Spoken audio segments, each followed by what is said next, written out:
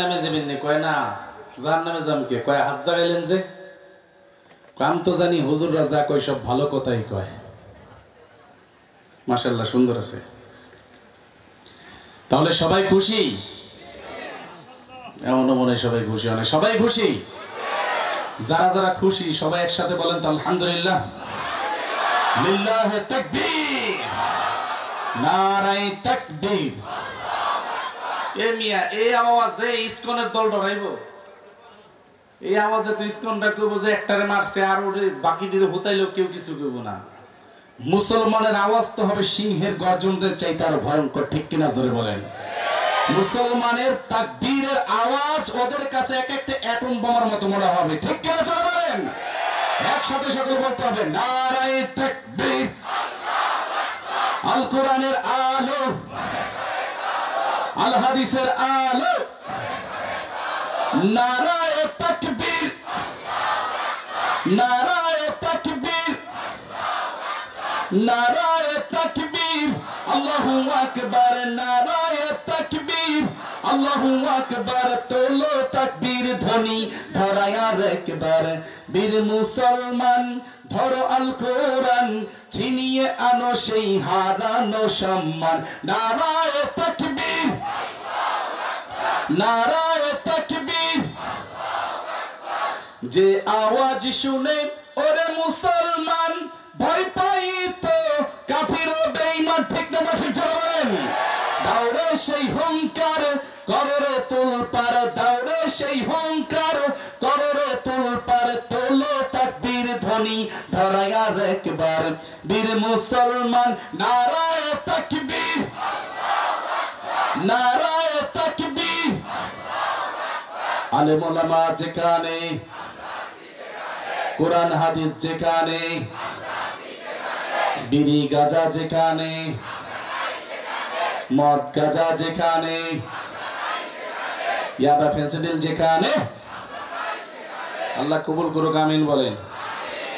ভাইয়ের আমার, মৌরা একতা যুব সংঘের এই যুবকরা এই মৌরা এলাকায় একটা ইতিহাস রচনা করে দিয়েছে, ঠিক কিনা জোরে বলেন? বহু এলাকায় বহু যুব সংঘ হয়, বহু সামাজিক সংগঠন হয়, কিন্তু দিনের কাজের কোনো খবর থাকে না। আলহামদুলিল্লাহ, আমি অত্যন্ত খুশি হয়েছি যে আমার এই মৌরা এলাকার যুবক ভাইয়েরা এত সুন্দর একটা কোরআনের বাগান সাজিয়েছে। প্রথম হিসেবে যেই রকম করেছে, আল্লাহ চাহে তো আগামীতে আরো সুন্দর হবে ইনশাআল্লাহ। বলেন আরো সুন্দর হবে ইনশাআল্লাহ। অনেক সুন্দর করেছে, অনেক মেহনত করেছে, আমি অত্যন্ত খুশি হয়েছি। এবং এমন এমন মেহমানদেরকে এখানে উপস্থিত করেছেন যাদেরকে চাইলে উপস্থিত করা যায় না, ঠিক কিনা বলেন? আমাদের আজকের মাহফিলে যিনি প্রধান মেহমান আছেন, সারা বাংলার আলোড়ন সৃষ্টিকারী, যার নাম এক নামে সকলেই চিনে, জিহাদি হুজুর নামে, হুজুরকেও আনছেন আলহামদুলিল্লাহ। এরপরে আমাদের আরেক ভাই জুবায়ের আহমদ তাশরিফ, হয়তো আমাদের এখানে একটু কম চিনে, কিন্তু বর্ডার অঞ্চলে ওনার নাম শুনলে লক্ষ লক্ষ মানুষ উপস্থিত হয়ে যায়, ঠিক কিনা যারা বলেন? এমন দুইজন মানুষ আমাদের দোহারে আগমন করেছে। আপনারা খুশি না বাজার? যারা যারা খুশি আবার বলেন তো আলহামদুলিল্লাহ। আল্লাহ কবুল করুক, আমিন বলেন। ভাইয়ের আমার, আমি অল্প সময় কথা বলবো, এরপরেই জুবায়ের আহমদ তাশরিফ ভাই চলে আসবেন। কারণ আমার বয়ানের পর আমার একটা প্রোগ্রাম আছে, আবার জুবায়ের আহমদ তাশরিফ ভাইয়েরও প্রোগ্রাম আছে, একই প্রোগ্রাম। আমি এখান থেকে চলে গিয়ে সেখানে বয়ান করব, এই বাগরা শ্রীনগরে। এরপরে জুবায়ের ভাই বয়ান করে আবার সেখানে গিয়ে বয়ান করবেন ইনশাআল্লাহ। তো আপনাদেরকে কষ্ট দিব না, জিহাদি হুজুর ইনশাআল্লাহ 10টার আগেই স্টেজে চলে আসবেন ইনশাআল্লাহ। বলে সবাই আল্লাহ তাআলা আমাদের সকলকে শেষ পর্যন্ত থাকার তৌফিক দান করেন। ভাইয়ের আমার, আমি সূরাতুল বনী ইসরাইল থেকে 23 এবং 24 নং আয়াত তেলাওয়াত করেছি। এখানে আল্লাহ পাক রব্বুল আলামিন টোটাল 7টা নির্দেশ দান করেছেন বান্দাদেরকে। এর মধ্যে প্রথম যেই নির্দেশনা দিয়েছেন সেটা হলো বান্দাকে তাদের রবকে চেনানোর জন্য, রবের ইবাদত করার জন্য। আল্লাহ বলেন ওয়াকাদা রাব্বুকা আল্লা তা'বুদু ইল্লা ইয়াহু, তোমার রব তোমার উপর অবধারিত করেছেন, আবশ্যক করেছেন তোমার রবের ইবাদত ছাড়া অন্য কারো ইবাদত করবা, একটু জোরে কানা করব ইবাদত করতে হবে কার? আর একটু জোরে গান। নাকি কোনো পীর বাবার? হ্যাঁ, পোলা দরকার হলে পোলা চাবো কার কাছে? মেয়ে দরকার হলে মেয়ে চাবো কার কাছে? নাকি কবরের কাছে গিয়া বাবা আমার একটা পোলা দে রে বাবা, কত জনরিতে দাও, আমার এটা দাও না। নাউজুবিল্লাহ, জোরে কোন। কবরওয়ালা দেওয়ার কোনো শক্তি আছে? চট্টগ্রামের একটা ভণ্ড আছে না, জাহাঙ্গীর হুজুর, কবরের কাছে গিয়া কয় বাবা বাজান বাজান রে, এই যে আমার গোলান গুলি এসেছে পরীক্ষা দিব রে বাজান, ওকে একটু ই করে দেওয়ার জানি পাস করা পারে। নাউজুবিল্লাহ, জোরে কোন। কবরে গিয়ে যদি এই কথা বলে তার ইমান থাকবে না ভাগবে? কথা কয় না। যারা আস্তে কথা কয় তারা কি তার পক্ষে নাকি? কবরের কাছে চাইলে ইমান থাকবে না ভাগবে? সাথে সাথে মুশরিক হয়ে যাবে মিয়া। খবরদার, যাহা কিছু চাইবো কার কাছে চাইবো? আর একটু জোরে বলেন না, কার কাছে? আল্লাহর কাছে। আল্লাহ বলেন ওয়াকাদা রাব্বুকা আল্লা তা'বুদু ইল্লা ইয়াহু, তোমার রব তোমাকে আবশ্যক করেছেন তোমার রবের ইবাদত ছাড়া অন্য কারো ইবাদত করবে না। এরপর আল্লাহ বলেন ওয়াবিল ওয়ালিদাইনি ইহসানা, বান্দা আমি আল্লাহর ইবাদতের পরে তোমার সর্বপ্রথম কাজ হইল তোমার মা বাবার খেদমত করবা। সুবহানাল্লাহ, জোরে বলেন। عن عبد الله بن مسعود رضي الله تعالى عنه قال جاء رجل إلى رسول الله صلى الله عليه وسلم فسأل يا رسول الله أي عمل أحب إلى الله قال الصلاة على وقتها قال ثم أي قال بر الوالدين قال ثم أي قال الجهاد في سبيل الله। আল্লাহর নবী প্রিয় সাহাবী আব্দুল্লাহ ইবনে মাসউদ রাদিয়াল্লাহু তাআলা আনহু বলেন, একজন সাহাবী এসে নবীজিকে জিজ্ঞেস করলেন ইয়া রাসূলুল্লাহ, কোন আমলটা আল্লাহর কাছে সবচেয়ে বেশি প্রিয় আমল? আল্লাহর রাসূল বললেন as-salatu ala waqtiha, ওয়াক্ত মতো নামাজ পড়া এটা আল্লাহর কাছে সবচেয়ে বেশি প্রিয় আমল। ইয়া রাসূলুল্লাহ সুম্মা আইয়ুন, এরপরে কি? নবীজি বললেন বিররুল ওয়ালিদাইন, পিতামাতার খেদমত করা। এরপরে কি? আল জিহাদু ফি সাবিলিল্লাহ, আল্লাহর রাস্তায় জিহাদ করা। এখন আসেন, আল্লাহর রাসূল বলছেন কেউ যদি আল্লাহর রাস্তায় জিহাদ করতে করতে দুনিয়া থেকে বিদায় নেয় আল্লাহ তাআলা তাকে বিনা হিসেবে জান্নাত দিয়ে দিবেন। এত বড় ফজিলতপূর্ণ কাজের আগে বলছেন বিররুল ওয়ালিদাইন, পিতামাতার খেদমত। আর ওইদিকে আল্লাহ তাআলা কি বলতেছেন? ওয়াবিল ওয়ালিদাইনি ইহসানা, আল্লাহর ইবাদতের পরে পিতামাতার খেদমত করবা। তাহলে স্পষ্ট হয়ে গেল আল্লাহর ইবাদতের পরে আল্লাহর কাছে সবচেয়ে পছন্দনীয় আমল হলো পিতামাতার খেদমত। ঠিক কিনা জোরে বলে? যুবক ভাইয়ের আপনারা মাহফিল দিয়েছেন, অত্যন্ত খুশি হয়েছি। তো অনেকে অনেক বিষয় আলোচনা করবেন আমাদের মেহমানেরা। তা আমি চিন্তা করলাম যে এই একটা বিষয়ে যদি আলোচনা করার পরে আমার একটা যুবক ভাই যদি তওবা করে ভালো হয়ে যায় তাহলে ইনশাআল্লাহ আজকের মাহফিল সফল হয়ে যাবে। ঠিক কিনা জোরে বলেন? বয়ান তো আমরা অনেক শুনি, অনেক করি, কিন্তু আমল নাই। বয়ান আগের চাইতে আর অনেক বেশি হয়, কিন্তু আমল নাই। একটা আমল নিয়ে যাবো তো ইনশাআল্লাহ। একটা আমল করব, সেটা হলো পিতা মাতার সাথে বেয়াদবি করব না, এটারই ব্যাখ্যা বিশ্লেষণ করব ইনশাআল্লাহ। এরপর আল্লাহ তাআলা কি বলেন? ইম্মা ইয়াবলুগান্না ইনদাকাল কিবারা আহাদুহুমা আও কিলাহুমা ফালা তাকুল লাহুমা উফফি ওয়া লা তানহারহুমা। হে বান্দা, তোমার মা বাবা দুইজনকে অথবা একজনকে বৃদ্ধা অবস্থায় তুমি জীবদ্দশায় পেয়েছো, খবরদার তাদের সাথে উফ শব্দটা বলবা না। এরপর আল্লাহ বলেন ওয়ালা তানহারহুমা, তাদেরকে ধমক দিবা না।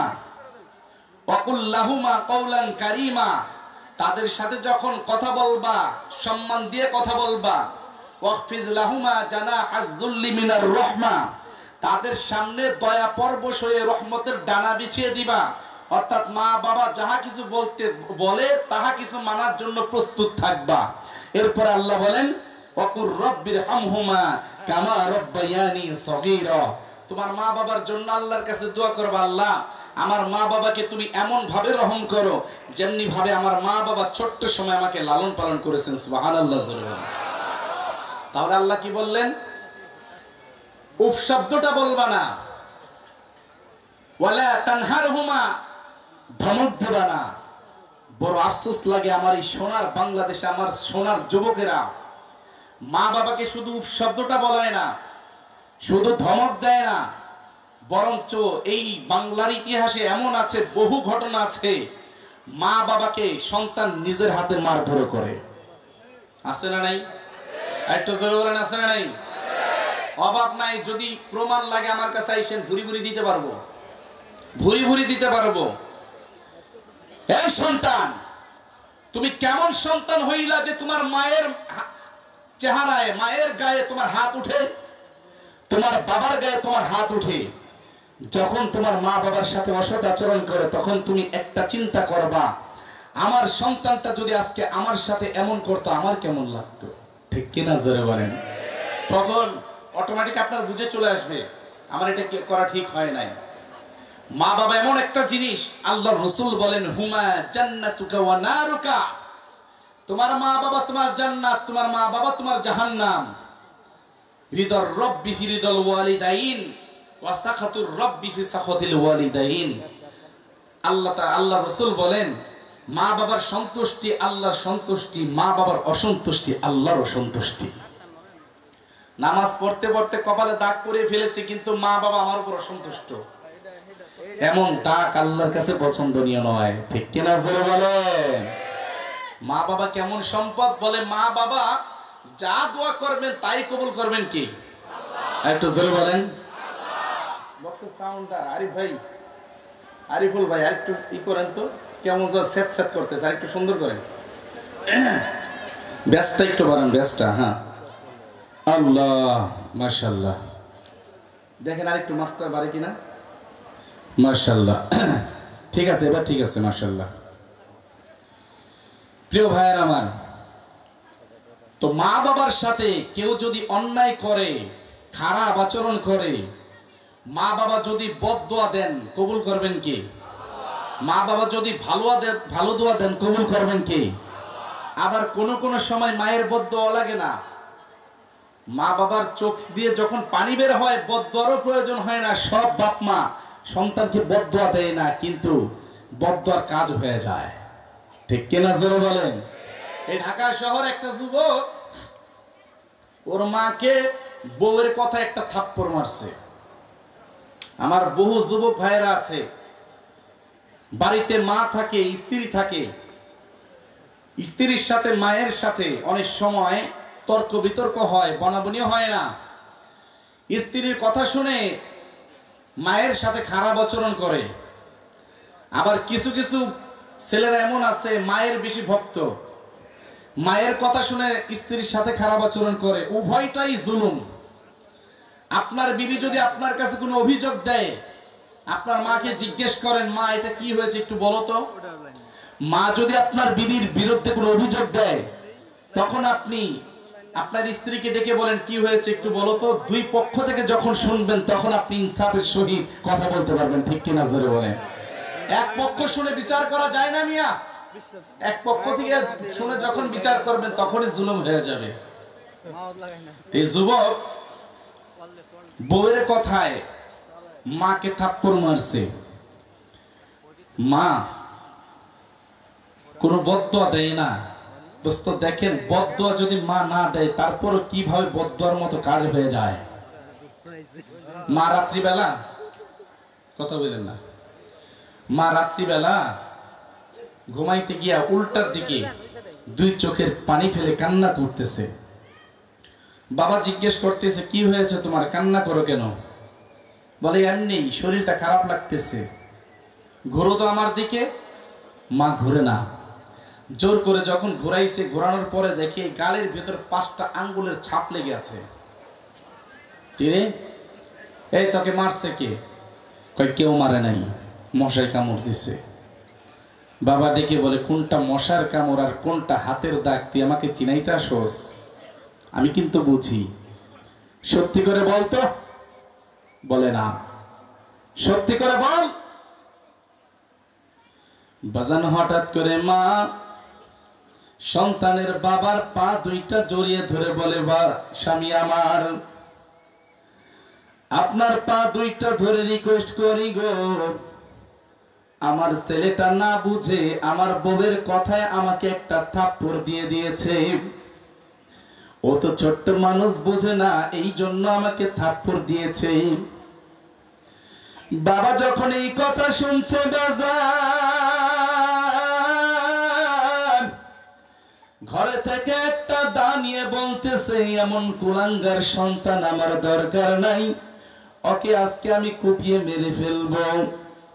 মা দুই পা জড়িয়ে ধরে বলে, স্বামী আমার এই সন্তানটা যখন আমার গর্ভে ছিল, কত সময় আমাকে লাথি দিয়েছে, কিল ঘুষে দিয়েছে, কখনো তো আপনাকে আমি বলতে যাই নাই। আমার সন্তান না হয় আজকে না বুঝে আমাকে একটা থাপ্পড় দিয়েছে। আল্লাহু আকবার বলেন।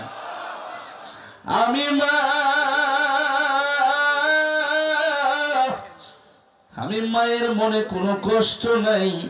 স্বামী আমার, আপনি যদি আমার সন্তানকে কিছু বলেন গো, আমি মা কিন্তু বাঁচবো না।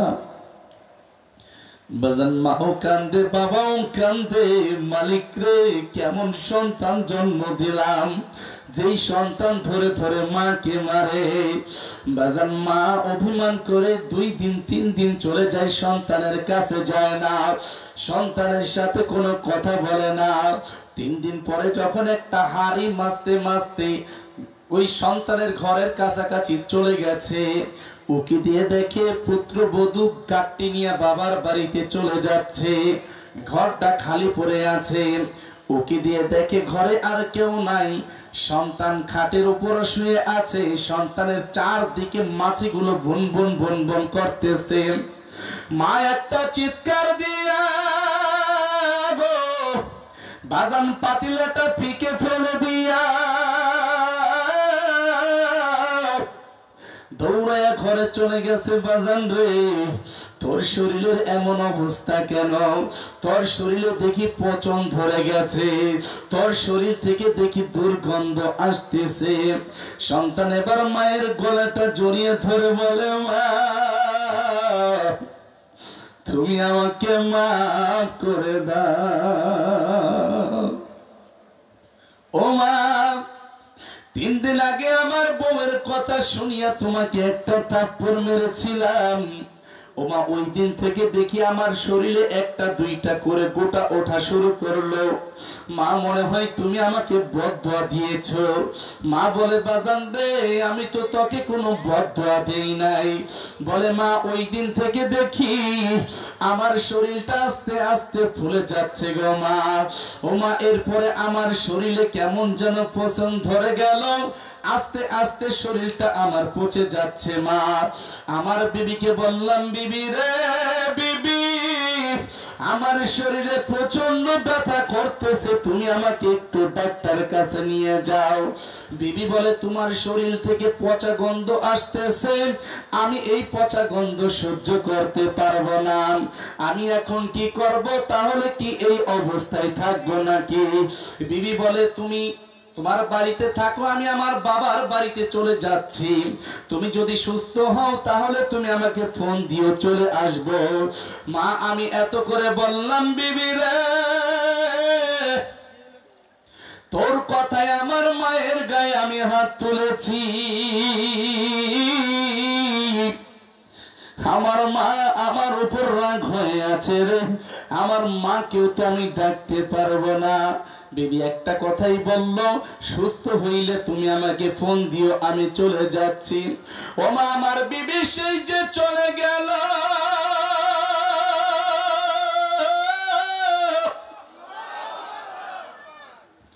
ও মা,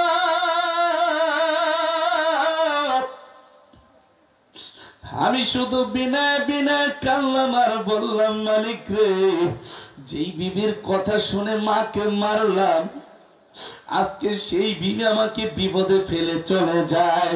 ও মা, তুমি আমাকে মাফ করে দিও গো মা। মা ডেকে বলে, বাজান রে, আমি তো তোকে কোনো বদদোয়া দেই নাই, আমি তোকে কেন বদদোয়া দিতে যাব? বাজান তোর উপর আমার কোনো রাগ নাই, আমি মা তোকে মাফ করে দিয়েছি রে বাজান। এমন যুবক ভাইরা, মা বাবা এমন একটা সম্পদ, বলে মা বাবার সব সময় বদদোয়া দিতে হয় না। মা বাবার চোখ বেয়ে যদি একটা বার চক্ষু দিয়ে পানি পড়ে বাজান, ওই পানি দুইটা তোমার জন্য গজব হয়ে যাবে। এই জন্য মৌরা এলাকার যুবক ভাইদেরকে বলি, যুবকরা ওই জিন্দগিতে মায়ের মনে তুমি কষ্ট দিতে যাও না, বাবার মনে কখনো কষ্ট দিতে যাও না। কারণ আমার নবী সারাটা জীবন মা মা বলে কান্না করেছেন, বাবা বাবা বলে কান্না করেছেন। নবী আমার সাহাবায়ে কেরামদেরকে ডেকে বলেন, সাহাবীরা রে, তোমরা জীবনে মায়ের মনে কষ্ট দিতে যাও না। কারণ জীবনে আমার মাকে আমি মাত্র 6 মাস বয়সে হারিয়ে, 6 বছর বয়সে হারিয়ে ফেলেছি। বাবাকে আমি গর্ভে যখন 6 মাস ছিলাম হারিয়ে ফেলেছি। জীবনে আমার বাবা বলে আমি কাউকে ডাকতে পারি নাই। আল্লাহর নবীর প্রিয় সাহাবী হযরতে আবু হুরায়রা রাদিয়াল্লাহু তাআলা আনহু, উনি যখন ইসলাম গ্রহণ করে তার আগে নাম ছিল আব্দুর রহমান, ইসলাম গ্রহণ করার পূর্বে ছিল তার নাম আব্দুল উজ্জা। নবী আমার কালিমা পড়ায় দেওয়ার পর আব্দুল উজ্জাকে ডেকে বলে, বাবা আব্দুল উজ্জা নামটা তো ভালো না, আজকে থেকে তোমার নাম হয়ে গেল আব্দুর রহমান। আব্দুর রহমান যখন বাড়িতে চলে গেছেন, মা ডেকে বলে, কিরে তুই নাকি নাম পরিবর্তন করছস, তুই এত সাহস কোথায় থেকে পাইলি? মা তাকে ইচ্ছা মতো মারধর করেছেন। আব্দুর রহমান নবীজির কাছে আসিয়া বিনয় বিনয় কান্দে আর বলে, নবীজি আমার মা আমাকে মারধর করেছেন। নবী আমার ডেকে বলেন, আব্দুর রহমান রে, যেই মা তোমাকে গর্ভে ধারণ করেছে, যেই মা তোমাকে লালন পালন করেছে, এই মায়ের বিরুদ্ধে কথা বলার মতো আমার কোনো অভিযোগ নাই। অন্য কারো অভিযোগ থাকলে তুমি আমাকে দিতে পারো। আব্দুর রহমান বলেন, নবীজি আমি একটা প্রমাণ দেখতে চাই। বলে কি? আমার মায়ের বিরুদ্ধে কোনো অভিযোগ নাই, তবে নবীজি আমার মায়ের জন্য আপনি দোয়া করবেন, আমি দেখব আপনার দোয়া বাড়িতে আগে পৌঁছায় নাকি আমি বাড়িতে আগে পৌঁছাইতে পারি। নবী আমার দোয়া করলেন, মালিক তুমি আব্দুর রহমানের মাকে হেদায়েত দান করে দাও। বাড়িতে যাওয়ার আগ মুহূর্তে আব্দুর রহমানের মা ডেকে বলে, বাবা তুই দাঁড়া, আমি গোসল করে আসতেছি। বলে, বাবা আমাকে তুই তাড়াতাড়ি নিয়ে যাও, আমাকে তাড়াতাড়ি নবী মুহাম্মাদের কাছে নিয়ে কালেমাটা পড়ায় দে। আমার যুবক ভাইরা, আজকে এলাকার মাতবরদের কাছে তোমার মায়ের নামে বাবার নামে বিচার দাও। এ যুবক তুমি কি একটাবার চিন্তা করলে না কার বিরুদ্ধে আজকে আমি অভিযোগ দিতেছি? গত পরশুদিন ফেসবুকে একটা স্ট্যাটাস দেখে আমার শরীরটা কেঁপে উঠেছে। একটা যুবক স্ট্যাটাস দিয়েছে, আমার বাবা গত কয়েকদিন আগে দুনিয়া থেকে বিদায় নিয়েছেন। আমার বাবা যখন বিদায় নিয়েছেন, আমি জানাজার সামনে দাঁড়িয়ে সব মানুষদেরকে বললাম, আপনারা যদি আমার বাবার কাছে কোনো টাকা পয়সা পান আমার কাছ থেকে নিয়ে যাবেন। আমি যখন ঘরে গেলাম, আমার বোন আমার চাদর ধরে টেনে বলল, ভাইজান তোমার তো কোনো কামাই নাই, রুজি নাই, তোমারই তো পকেট খরচ চলে না, তুমি কেমনে বাবার ঋণ দিবা? তখন আমি দুইটা চোখের পানি ছেড়ে দিয়ে বলছিলাম, বোনরে যতই কষ্ট হোক না কেন বাবার ঋণ তো দিতে হবে। সারাটা রাত আমি বিছানার সাথে গড়াগড়ি খাইলাম, আমার দুই চোখে ঘুম আসে না। একদিকে নিজে চলতে পারি না, আরেকদিকে সংসার, আরেকদিকে বোনটা বিয়ের বয়স হয়ে গেছে, কিভাবে বিবাহ দিব? একটা টাকা পয়সা কিছু নাই, আমার চাকরি নাই, ব্যবসা বাণিজ্য কিচ্ছু নাই। সকালবেলা যখন ঘুম থেকে উঠলাম, হঠাৎ করে শুনি বাড়ির আঙিনায় কারা যেন আমাকে ডাকতেছে। বলে, লেনদেনের বিষয়ে কিছু কথা আছে, তাড়াতাড়ি আসেন, আপনার সাথে কথা আছে। আমার শরীরটা কেঁপে উঠল। আমার বাবা গত রাত্রে গতকালকে দুনিয়া থেকে বিদায় নিয়ে সারতে পারল পারলো না।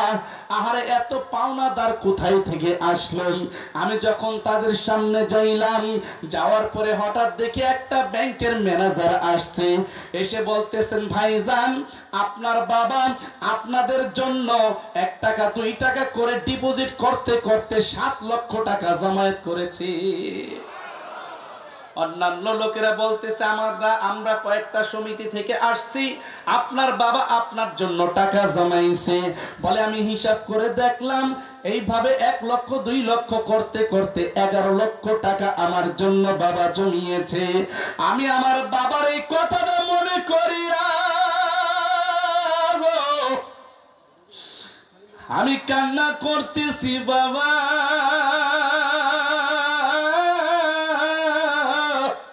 তোমাকে জীবদ্দশায় আমি চিনলাম না। আমি একটা কথা মনে করে জার জার করে কাঁদলাম। আর আমার বাবা যখন দুনিয়াতে ছিল তখন বাবাকে আমি একটা বকা দিয়ে বলছিলাম, তুমি কেমন বাবা হয়েছো, সন্তানের জন্য কিছুই করতে পারলা না। তখন আমার বাবা ডেকে বলেছিল, সন্তান রে, আমি বাবা হয়ে সন্তানের জন্য কিছু করেছি না না করেছি আমি মারা যাওয়ার পরে একদিন বুঝবি। আহার আমি তো তখন বুঝি নাই আমার বাবা আমার জন্য এতগুলো টাকা জমা রেখে গেছে। আমার যুবক ভাইরা, অনেকে আছেন বাবা মায়ের সাথে খারাপ আচরণ করেন, বাবার সাথে অসৎ আচরণ করেন। বলেন, বাবা আপনি একটা মোটরসাইকেল আমাকে কিনে দিতে পারেন না, কেমন বাবা হয়েছেন? আপনি আমাকে একটা ব্যবসা ধরায় দিতে পারেন না, কেমন বাবা হয়েছেন? আপনি আমাকে বিদেশে পাঠাইতে পারেন না, কেমন বাবা হয়েছেন? এ আমার যুবক ভাইরা, একটা কথা মনে রাখবা, এই পৃথিবীতে 2 জন মানুষ আছে নিজেদের স্বার্থের চাইতে স্বার্থটা আগে দেখে, ঠিক কিনা জোরে কান। বলে সন্তান অসুখে থাকবে, সন্তান কষ্টে থাকবে, এটা কোনো মা বাপ চায় না। সন্তান একটু সুখে থাকবে, শান্তিতে থাকবে, এটা সব মা বাবা চায়, ঠিক কিনা জোরে বলেন। হে আমার মৌরা এলাকার যুবক ভাইরা রে, তোমাদের হাতে পায়ে ধরে বলি রে ভাই, আজকে থেকে একটা পণ করো, জিন্দেগিতে মা বাবার মনে কখনো কষ্ট দিব না। এই যুবক, মা বাবা যে কেমন সম্পদ, মা বাবা যতদিন আছে ততদিন হয়তো তোমার আমার বুঝে আসবে না।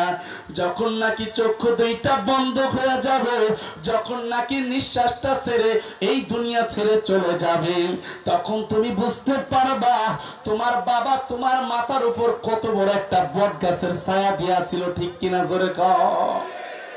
যুবক ভাইরা, আমার বাবাকে আমি 3 বছর আগে মাটির নিচে কবরে শোয়া রাখছি। আমার বাবাকে দেখতাম, আমি বিভিন্ন অঞ্চলে মাহফিল করতে যাইতাম, বাবা রাত্র 2টা 3টার দিকে ফোন দিত, বাজান কোথায় আছো? আমি বলতাম বাবা অমুক জায়গায় আছি। বাবা আমাকে বলতো, বাজান সাবধানে আসিও, খবরদার কোনো বিপদে যেন না পড়ো। আমি তখন বলতাম, আব্বু আপনি কি এখনো ঘুমান নাই? তখন বাবা বলতো, বাজান সন্তান রাস্তায় থাকবে, বাবা কেমনে ঘুমাবে?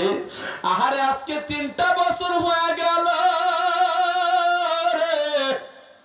আমাকে তো এখন কেউ ফোন করে বলে না, বাজান কোথায় আছো, সাবধানে আসিও।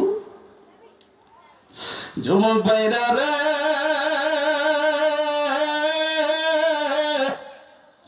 আজকে বাবা হয়তো মূর্খ মানুষ, তেমন কিছু বুঝে না, তারপর বাবাকে তুমি কষ্ট দিও না। যখন হারিয়ে যাবে তখন তুমি আমার মতো কান্না করবা, কোনো লাভ হবে না। এই জন্য বাবা মা যতদিন দুনিয়াতে আছে, বাবা মাকে শান্তি দেওয়ার চেষ্টা করো, বাবা মার খেদমত করার চেষ্টা করো। আমার যুবক ভাইরা, মা বাবা যে কেমন সম্পদ জানোনি?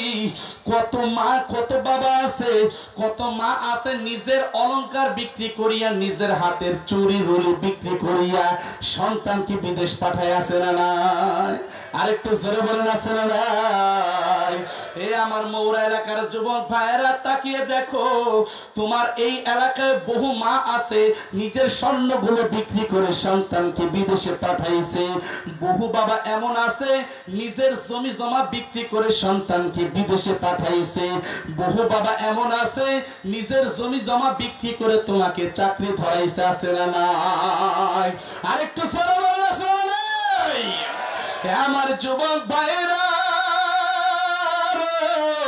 তোমাদের হাতে পায়ে ধরে বলি রে, আজকে বিদেশে যাওয়ার পরে তোমার টাকা পয়সা হয়ে গেছে, এখন তোমার মা বাবাকে ভালো লাগে না, এখন তোমার মা বাবাকে তুমি ভিন্ন করে দাও আছে না নাই?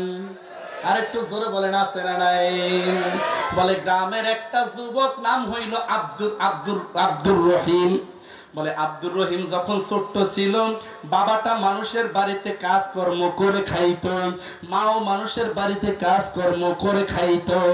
কত মানুষ বলতো আব্দুর রহিমের মা, ও আব্দুর রহিমের বাবা, তোমরা কেন এত কষ্ট করতেছো? আব্দুর রহিমকে পড়ানোর দরকারটা কি? তখন দুইটা চোখের পানি ছেড়ে কাঁদতো আর বলতো, আমার আব্দুর রহিম একদিন টাকা পয়সার মালিক হবে, তখন আমাদের এই কষ্ট আর করতে হবে না। বাজানে আব্দুর রহিম বাড়িতে থাইকা প্রাইমারি স্কুলের পড়াশোনা শেষ করলো, এলাকাতে হাই স্কুলের পড়াশোনা শেষ করলো, এরপরে ঢাকায় গিয়ে কলেজে ভর্তি হইল, ভার্সিটিতে ভর্তি হইল, দীর্ঘদিন পড়াশোনা করলো। পড়াশোনা করার সময় এই আব্দুর রহিমের বাবা দৈনিক 1 কাপ করে চা খাইতো, হঠাৎ করে চা খাওয়াটা বন্ধ করে দিয়েছেন। এলাকার লোকজন বলে, ভাইজান আপনি না প্রত্যেকদিন 1 কাপ করে চা খান, অনেক আগে থেকে আপনার অভ্যাস, হঠাৎ করে কেন আপনি চা খাওয়াটা বন্ধ করে দিলেন? তখন আব্দুর রহিমের বাবা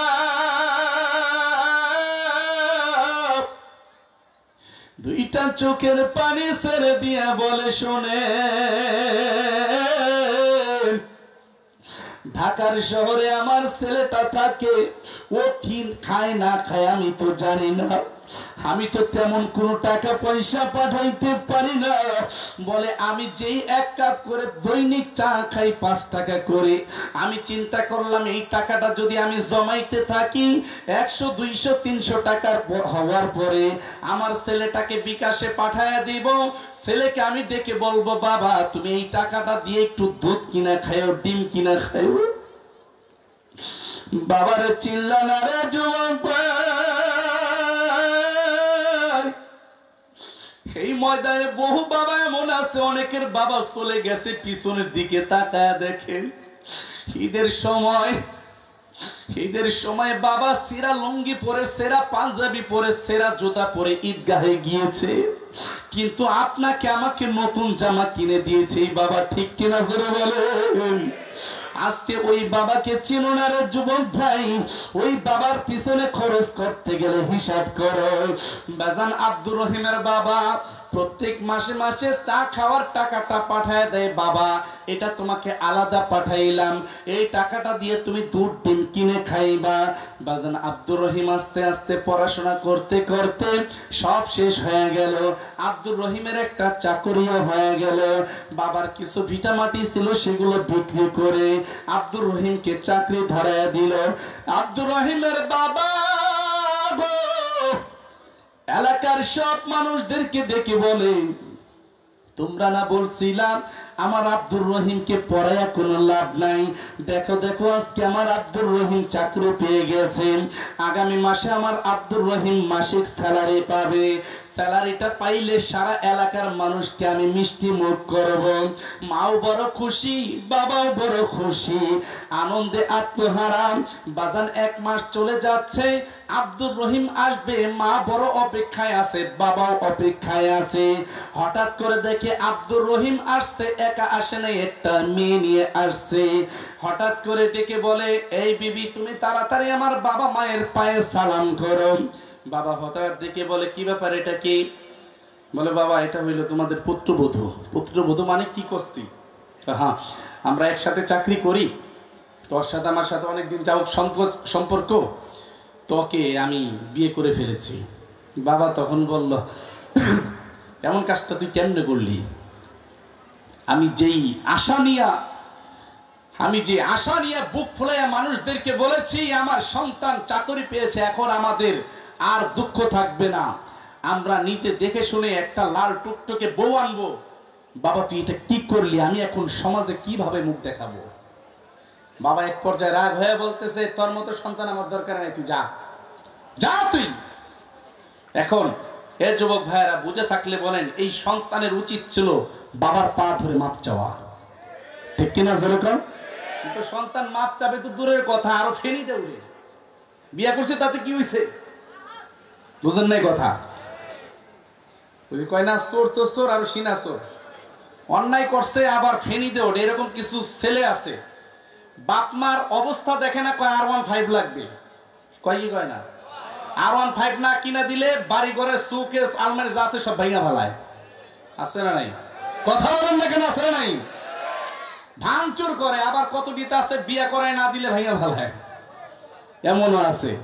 খবরদার খবরদার, এইভাবে মা বাবাকে কখনো কষ্ট দিয়েন না। মা বাবার আগে পরিস্থিতি দেখেন, এরপর আপনি আবদার করেন। বেটার সংসার চলে না, বেটা বাইক কিভাবে কিনে দিবে বলেন? আর আমাদের দুহারের মানুষের মনটা তো অনেক ভালো, চিন্তা করে ছেলেটা এত করে চাইতেছে, মা কয় তোমার যতই কষ্ট হয় একটা হুন্ডা কিনা দাও নাকে।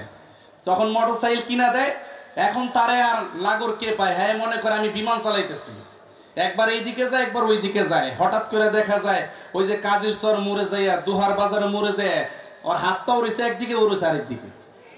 কথা কয় না, ঠিক কিনা স্যার বলেন? এমন বেপরোয়া ভাবে গাড়ি চালায়। এ যুবক, বাইক কিনেছো আলহামদুলিল্লাহ, শুকরিয়া, তবে এই বাইকটা যেন তোমার মৃত্যুর কারণ না হয়ে যায়। যারা বাইক চালা নিজে উল্টা পাল্টা, তারা একটা নজর পঙ্গু হাসপাতালে যাইবেন, যাই একটা নজর ঘুরাইবেন, তাইলে আপনার বাইক চালানো ঠিক হয়ে যাবে, ঠিক কিনা জোরে কোন? সুস্থ আছেন তো এখন বুঝেন না মিয়া? যখন পা একটা ছুটে যাবে, যখন রিং পরে একেবারে 3 মাস ঘরের ভিতরে শুয়ে রাখবে, উঠে দেখবেন পিছনে শুয়ে থাকতে থাকতে দাগ পড়ে গেছে, ঠিক কিনা জোরে কোন? এটা যে কত বড় আযাব! জেলখানায় গেলে তো মানুষ একজনে আরেকজনের সাথে কথা বলতে পারে, হাঁটাচলা করতে পারে, আর এটা জেলখানার চাইতে আরো বড় জেলখানা, ঠিক কিনা জোরে বলেন? খবরদার বাইক সাবধানে চালাবেন, আল্লাহ বুঝার তৌফিক দান করেন। এখন আব্দুর রহিম চিল্লাচিল্লি করতেছে বাবার সাথে, বিয়ে করছে তাতে কি হয়েছে? বাবা এক পর্যায়ে রাগ হয়ে কয়, তোর মতো সন্তান আমার দরকার নেই, তুই চলে যা, তোর মতো সন্তান আমার দরকার নেই, তুই চলে যা। বুঝলেন? যখন নাকি বাবা রাগ হয়ে সন্তানকে বের করে দেয়, মা এত ডাকাডাকি করে, বাজান তোর বাপ রাগ করছে, আমি এটা সান্ত্বনা দিব, তুই আয়। কিন্তু সন্তান আরো ঘাড় ফোলাইয়া চলে যায়, না এলাম তোমাদের বাড়িতে, তাতে কি হয়েছে? বাজান মা পিছনে পিছনে এত কান্দে, আব্দুর রহিম দাঁড়া, আব্দুর রহিম আর দাঁড়ায় না। রাত তো যখন হয়ে গেছে, বাবা এবার বিনয় বিনয় কান্দে, আমার ছেলেটাকে কেন আমি বের করে দিলাম? অন্যায় যেহেতু করে ফেলেছে, আর কি করার? মাও বারবার ডেকে বলে, তোমার আব্দুর রহিমকে একবার ফোন দাও। ফোন দিলে ফোনও রিসিভ করে না, নাম্বার বন্ধ করে ফেলে। বাজান মা এবার কান্দে আর বলে, স্বামী এত কষ্ট করে আমার আব্দুর রহিমকে বড় বানাইছি গো, মনে বড় আশা ছিল আমাদের সংসারটা সোনার সংসার হয়ে যাবে, কি হয়ে গেল? আমার আব্দুর রহিম বুঝি আর আমাদের কাছে আসবে না রে স্বামী। বাজান আব্দুর রহিম যখন চলে যায়, বাবা আব্দুর রহিমের মায়ায় পড়ে কান্না করতে থাকে। কান্না করতে করতে আব্দুর রহিমের বাবা হঠাৎ একদিন হার্ট স্ট্রোক করে দুনিয়া থেকে বিদায় নিয়ে যায়। মাও আব্দুর রহিমের জন্য এত কান্দে, বাজান তুই কই, তাড়াতাড়ি আয়, তোকে আমরা চাই রে বাবা। বাজান মা কান্না করতে করতে অবস্থা একেবারে খারাপ হয়ে গেছে। একদিন, 2 দিন, 3 দিন নয়, যাইতে যাইতে 25টা বছর চলে গেছে। 25 বছর পরে আব্দুর রহিম একদিন জুমার নামাজ পড়তে গেছেন।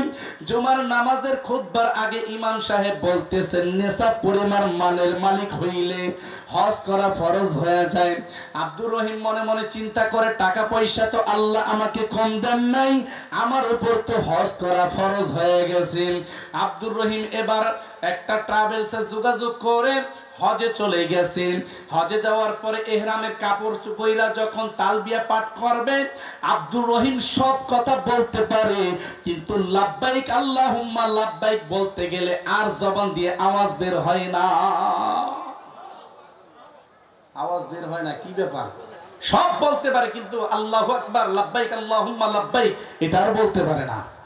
এবার মুআল্লিমকে ডেকে বলেন, হুজুর হুজুর আমি সব কথা বলতে পারি, এই যে হাজী সাহেবরা বলে এটা তো বলতে পারি না। এখন মুআল্লিম সাহেব তো একজন আলেম মানুষ, উনি বুঝতে পেরেছেন ওর অ্যাকাউন্টে কারো বদদোয়া আছে। এ বাবা, তোমার বাংলাদেশে কে আছে? হুজুর ছেলে মেয়ে আছে, স্ত্রী পুত্র আছে। ছেলে মেয়ে আছে, স্ত্রী পুত্র আছে। বলে আর কে আছে? বাবা মা। বলে বাবা মা আছে কিনা জানি না। নাউজুবিল্লাহ, জোরে কোন নারায়ে তাকবীর, নারায়ে তাকবীর। আলহামদুলিল্লাহ, আমাদের আজকের বিশেষ আকর্ষণ জুবায়ের আহমদ তাশরিফ ভাই চলে এসেছেন। আলহামদুলিল্লাহ। আমি সংক্ষিপ্তে বলে শেষ করে দিচ্ছি, যেহেতু ভাই চলে আসছেন। এই ভাই মনোযোগ সহকারে শুনেন। এবারে যুবক ওকে যখন জিজ্ঞেস করছে তোমার মা বাবা আছে নি, বলে মা বাবা আছে কিনা জানি না। পরে পরে এখানে ভাই ওয়াজ চলতেছে তো, বসেন। বয়ানের পরে মন ভরে পেট ভরে ছবি দিলেন। আল্লাহ আল্লাহ আল্লাহ, কোরআনের বয়ানের সময় অন্য কিছু করা যায় না। আল্লাহ। তো যখন এই কথা বলছে, মুআল্লিম ডেকে বলে, এ আব্দুর রহিম তোমার মা বাবা আছে কিনা তুমি জানো না? 25 বছর যাবত কোনো যোগাযোগ নাই। কয় না। আব্দুর রহিম এই বাইতুল্লাহর হজের আগে তোমার বাংলাদেশের হজ করে আসো। আল্লাহু আকবার, জোরে বলেন। হে আব্দুর রহিম যাও, তোমার মা বাবা আছে কিনা, কেমন আছে, মা বাবার কাছ থেকে আগে মাপ নিয়ে আসো, এরপরে তুমি বাইতুল্লাহ আসো, নচেত তোমার জবান দিয়ে এই তালবিয়ার জিন্দেগিতে বের হবে না। বাজান আব্দুর রহিম সাথে সাথে টিকিট কেটে বাংলাদেশে চলে আসে। বাংলাদেশে আসার পরে বাড়ির দিকে সরাসরি রওনা। আস্তে আস্তে রাত 12টার মতো বেজে গেছে। এখন দেখা যায় এলাকার সব দোকানপাট বন্ধ হয়ে গেছে। 25 বছরের আগের মৌরা এলাকার বর্তমানের মৌরা এলাকা কি এক আছে নাকি? কথা বলেন, এক আছে? আগে অনেকের ঘরে মাটির ঘর ছিল, সনের ঘর ছিল, এখন বড় বড় বিল্ডিং হয়ে গেছে। ঠিক কিনা বলেন? আসার পরে কেউ চিনে না, ও চিনেই না আমার বাড়িটা কোথায়। হঠাৎ করে দেখে একটা ছোট্ট একটা চায়ের দোকান, একটা মুরব্বি রাত 12টার দিকে ঝাপ বন্ধ করতেছে, গিয়ে সালাম দিছে, আসসালামু আলাইকুম চাচা। ওয়ালাইকুম আসসালাম। কই থেকে আসছো বাবা তুমি? বলে চাচা আমি একজন মুসাফির। আগেই পরিচয় দেয় না। ভালো বাবা কি চাও? বলে চাচা আপনাদের এই এলাকায় আব্দুল্লাহ নামে একটা লোক ছিল, ছেলের নাম ছিল আব্দুর রহিম, চিনেন নাকি? বলে আব্দুল্লাহ যে ছিল সে তো আর অনেক আগেই মারা গেছে। বলে কেমনে? বলে বাবা তুমি জানতে চাও, এই আব্দুল্লাহর একটা সন্তান ছিল, নাম ছিল আব্দুর রহিম। বলে কার কাছে? কার কাছে? বলে আব্দুর রহিমের কাছেই বলে। এবার আব্দুর রহিম মনে মনে চিন্তা করে, তাহলে তো পরিচয় দেওয়া যাবে না, পরিচয় দিলে তো চাচাই লাড়ি দিয়ে পিটাইতে পারবো। চাচা কেমনি কি? বলে বাজান রে, এই আব্দুর রহিমের বাবা অনেক শখ করে সন্তানটাকে লেখাপড়া করাইছিল, সন্তানটাকে শিক্ষিত বানাবে, চাকরি ধরাবে, কিন্তু এই সন্তানটা 25 বছর হয়ে গেছে, বাবা মায়ের কোনো খোঁজ খবর নেই না। এই আব্দুর রহিমের বাবা আব্দুর রহিম রহিম বলে কান্না করতে করতে দুনিয়া থেকে বিদায় নিয়ে গেছে। বলে ওর মাটা কান্না করতে করতে অন্ধ হয়ে গেছে। বলে চাচা তাদের বাড়িটা কোথায়? বলে আমার দোকানের পিছনে গিয়ে দেখো, ছোট্ট একটা কুঁড়ে ঘরের ভিতরে ওর মা শুয়ে আছে। আহারে ওর মায়ের পেটে খাবার থাকে না। এলাকার মানুষ যদি মাঝে মাঝে খাবার দেয় তাহলে খেতে পারে, খাবার না দিলে খেতে পারে না। বলে হাগামোতা যা কিছু আছে, পায়খানা পেশাব সব কিছু এই খাটের ভিতরে করতে থাকে। এলাকার মানুষ মাঝে মাঝে সুইপার ভাড়া করে পরিষ্কার করে। বলে বাজান যখন নাকি এই আব্দুর রহিম চাচার কাছ থেকে বিদায় নিয়ে বলতেছেন চাচা আমাকে একটু ঘরটা দেখায় দেন, বাজান ঘরের পিছনে যখন গিয়েছে আব্দুর রহিম তাকে দেখে আব্দুর রহিমের মা ঘরের ভিতরে শুয়ে আছে, ঘরের বেড়াগুলো ঠিক নাই। মায়ের পেট আর পিঠ দুইটা এক হয়ে গেছে, না খেয়ে থাকতে থাকতে পেটের দিকে যখন তাকাইছে তখন মনে মনে চিন্তা করে আহারে এই পেটের ভিতরে তো আমি 10 মাস 10 দিন ছিলাম, আমার মায়ের থাকার মতো আজকে কোনো জায়গা নাই গো, অথচ আমার বিশাল বড় ফ্ল্যাটে থাকার মতো মানুষ নাই, আমার মতো কুলাঙ্গার তো আর কেউ হতে পারে না। হঠাৎ করে আব্দুর রহিম মা বলে যখন একটা ডাক দিয়েছে, মা তখন শোয়াই থেকে লাফ দিয়ে বসে পড়ছে। বলে আব্দুর রহিম কই আমার আব্দুর রহিম? আব্দুর রহিম দৌড়ায় চলে গেছে। মা ও মা তুমি আমাকে মাফ করে দাও, মা তুমি আমাকে মাফ করে দাও। আব্দুর রহিমের মাকে যখন এই কথা বলছে বলে বাবা তোকে আমি মাফ করে দিয়েছি। বলে মা তোমাকে একটা প্রশ্ন করি। বলে কি প্রশ্ন? বলে আজ থেকে 25 বছর আগে তোমাকে আমি ছেড়ে গিয়েছি, তখন আমার কণ্ঠটা ছিল ছোট্ট ছোট্ট কণ্ঠ, চিকন কণ্ঠ। বলে এখন তো কণ্ঠটা ভারী হয়ে গেছে। বলে মা তুমি আমার ডাকটা শুই না কেমনে বুঝলা? মা ডেকে বলে আব্দুর রহিম রে, হাজার হাজার বাছুর যদি মাঠের ভিতরে বাঁধা থাকে আর যদি গোয়াল ঘর থেকে মা শুনে হাম্বা ডাক, তখন বুঝতে পারে আমার বাছুর হাম্বা বলে ডেকেছে। ঠিক কিনা জোরে কর। কারণ কি জানোস রে বাবা, মায়ের নারের সাথে সন্তানের একটা সম্পর্ক আছে, এই জন্য তোকে চিনে ফেলেছি। বলে মা তুমি আমাকে মাফ করে দাও। মা তখন ডেকে বলে বাজান রে, তুই যে আমাকে একবার মা বলে ডাকছো, আমি মা তোর সব অপরাধ মাফ করে দিয়েছি। এই জন্য যুবক ভাইদেরকে বলি, যুবক ভাই মা বাবা এমন একটা সম্পদ, হাজার অন্যায় করলো মাফ করে দেয়। ঠিক কিনা জোরে কোন? আল্লাহ যেন আমাদের সকলকে মা বাবার খেদমত করার তৌফিক দান করেন, আমিন। মা বাবার খেদমত করে কবরে যাওয়ার তৌফিক দান করেন, এবং যাদের মা বাবা দুনিয়া থেকে বিদায় নিয়ে গেছেন তাদের মা বাবার কবরকে যেন জান্নাতের বাগান বানিয়ে দেন, আমিন। ওয়া আখিরু দাওয়ানা আলহামদুলিল্লাহি রাব্বিল আলামিন।